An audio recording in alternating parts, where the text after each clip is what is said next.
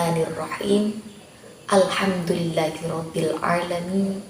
Wa bihi nasta'in wa ala umuri dunya waddin.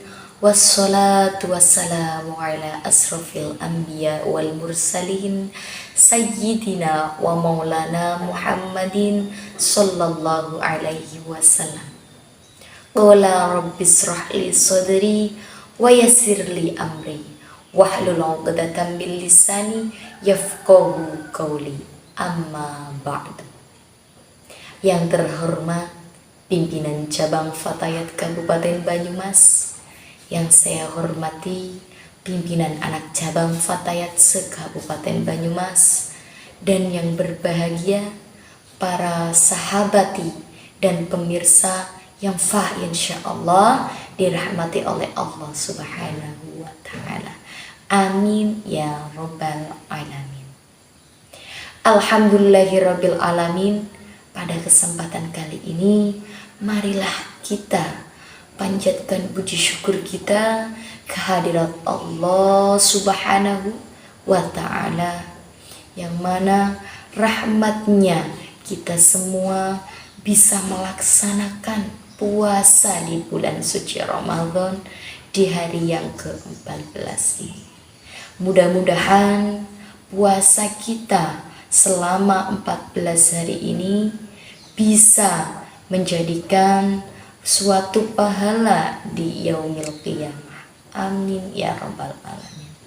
Kemudian tak lupa kita panjatkan sholawat kepada junjungan kita Nabi Agung Muhammad sallallahu alaihi wasallam, karena beliaulah satu-satunya Nabi yang kita harapkan syafaatnya di yaumil qiyamah. Mudah-mudahan kita semua termasuk umat beliau yang mendapat syafaat. Amin ya rabbal alamin. Para sahabati dan pemirsa yang dirahmati Allah, pada hari ini kita sepatutnya bahagia karena kedatangan tamu yang kita nanti-nantikan di bulan yang lalu, yakni bulan suci Ramadan. Nah, sebelum kita memasuki materi di kuliah sore ini, marilah kita bersama-sama melantunkan sedikit lagu tentang bangga datangnya bulan suci Ramadan. Allahumma sholli ala sayyidina Muhammad, ya Rabbi sholli alaihi. Marhaban ya syahr Ramadan, marhaban syahrul ibadah, marhaban syahrus sa'adah, marhaban ya syahr Ramadan, marhaban ya syahr Ramadan, marhaban syahrul ibadah, marhaban syahrus sa'adah, marhaban ya syahr Ramadan. Ramadan syahrul barakah, Ramadan syahrul ijabah, Ramadan syahrul maghfirah, marhaban ya syahr Ramadan, marhaban ya syahr Ramadan, marhaban syahrul ibadah, marhaban syahrus sa'adah, marhaban ya syahr Ramadan. Allahumma sholli ala Muhammad, ya Rabbi sholli alaihi. Alhamdulillah, Tadi kita bersama-sama telah melantunkan lagu untuk menyambut kedatangan bulan suci Ramadan. Para pemirsa dan sahabati yang dirahmati oleh Allah, pada hari ini kita ayo bersama-sama meluruskan niat kita kembali untuk tolabul ilmi. Namun sebelum kita melanjutkan kuliah sore, kita bersama-sama berdoa tentang tolabul ilmi. Bismillahirrahmanirrahim. Nawaitu ta'aluma li'izalatil juhali fardalillahi ta'ala. Nah, alhamdulillah kita sudah melafalkan niat tolabul ilmi. Nah, sekarang kita masuk ke dalam materi kuliah sore kita, yakni tentang apa? Tentang sifat qanaah. Sifat qanaah itu apa sih? Qanaah itu sendiri artinya puas, menerima apa adanya, atau dalam kata lain di bahasa Jawa niku artine biasane nerimo ing pandem. Nerimo ing pandem, menerima apa adanya yang Allah berikan kepada kita. Dalam hadis sahih riwayat Abdullah bin Amr radhiyallahu anhuma, ana Rasulullah sallallahu alaihi wasallam qala qad aflaha man aslama wa ruziqa kafafan wa qana'ahullahu bima atab.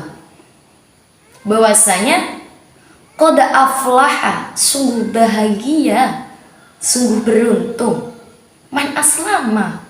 Siapa? Man aslama, orang yang menerima atau memeluk agama Islam. Wa ruziqa kafafan, dan dipilih rezeki yang cukup. Kemudian wa qana'ahullahu bima atahu, dan Allah memberikan rasa qanaah, karunia dan anugerah kepadanya. Jadi di sini qanaah itu siapapun insan yang memiliki rasa qanaah pasti dia akan berbahagia. Rasulullah Shallallahu Alaihi Wasallam juga mengaitkan kebahagiaan seseorang itu terletak apabila dia memiliki sifat qanaah dalam dirinya.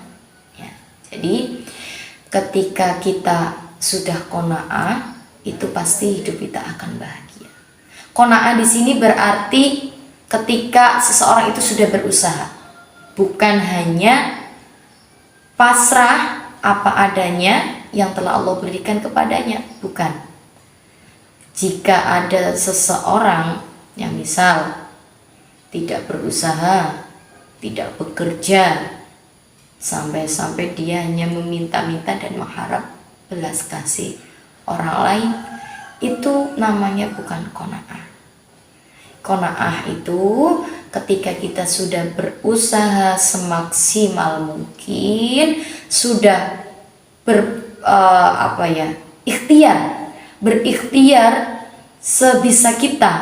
Nah, nanti hasil yang kita peroleh kok tidak sesuai dengan usaha kita, itu baru kita menerapkan sifat qanaah, menerima apa adanya hasil yang telah diberikan oleh Allah kepada kita.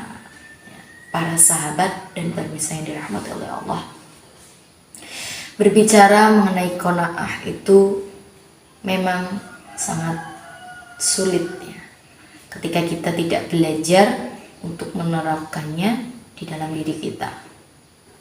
Rasulullah Shallallahu Alaihi Wasallam juga tadi mengkaitkan kebahagiaan seseorang apabila dia memiliki syarat. Ya.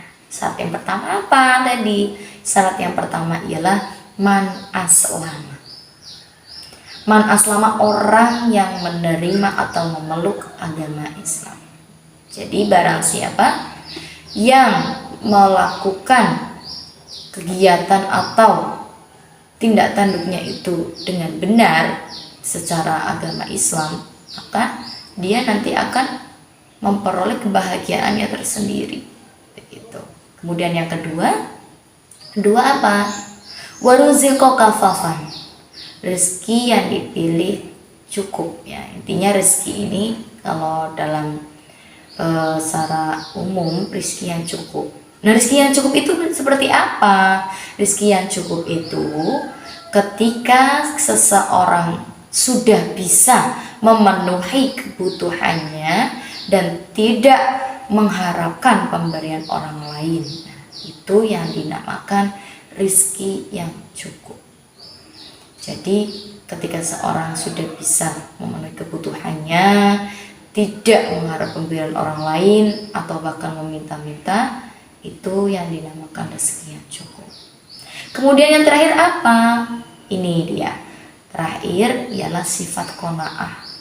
Wa qana'ahullahu bima atahu. Dan Allah memberikan sifat qanaah dengan karunia dan anugerah yang diberikan kepadanya. Jadi sifat qanaah ini akan diberikan kepada seseorang yang sudah berusaha semaksimal mungkin. Adapun qanaah dalam kata lain, ya ar-ridho bima atahu wa katabahu wa qasamahu ma'al kasbi amal. Nah, itu artinya dalam kita artikan ya, qanaah ialah orang yang merasa puas atas pemberian Allah Subhanahu wa taala. Dan ketika dia setelah melakukan usaha, bekerja ya. Jadi seseorang itu akan merasa puas ketika sudah melakukan usahanya. Jika ada orang yang malas bekerja, malas melakukan kegiatan positif, dia malah mengharap pemberian orang lain, itu keliru. Karena Islam itu tidak mengajarkan untuk kita bermalas-malas bekerja, bermalas-malas berusaha. Ya, itu bukan qanaah namanya.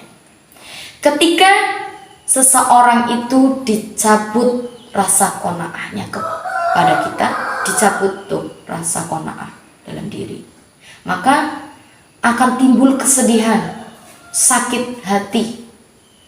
Ketika tetangganya sukses, nah kita akan merasa iri dan hasut, karena sifat qanaah itu tidak tumbuh di dalam diri kita. Jadi na'udzubillah min dzalik, ketika sifat qanaah itu dicabut oleh Allah. Mudah-mudahan kita semua dapat menerapkan sifat qanaah itu dalam diri kita. Para pemirsa dan sahabati yang berbahagia, yang dirahmati oleh Allah, pada hari ini, hari yang ke-14 kita puasa, ayo marilah bersama-sama belajar mensyukuri apa yang telah diberikan oleh Allah, apa adanya, tidak muluk-muluk ya, belajar menerapkan sifat itu pada diri kita. Semoga apa yang kita lakukan dapat membuahkan hasil yang diridhoi oleh Allah. Amin ya rabbal alamin. Para pemirsa dan sahabat yang dirahmati Allah, mungkin hanya ini kuliah sore yang dapat saya sampaikan materinya. Kurang lebihnya saya pribadi mohon maaf, dan saya mewakili pimpinan anak cabang Fatayat Kecamatan Lubir memohon maaf sekali dan memohon seikhlas-ikhlasnya untuk mengampuni, bahwasanya tidak ada yang sempurna. Kita manusia hanyalah banyak sekali kesalahan. Maka dari itu Saya pribadi mohon maaf. Wallahul muwaffiq ila aqwamit thoriq. Wassalamualaikum warahmatullahi wabarakatuh.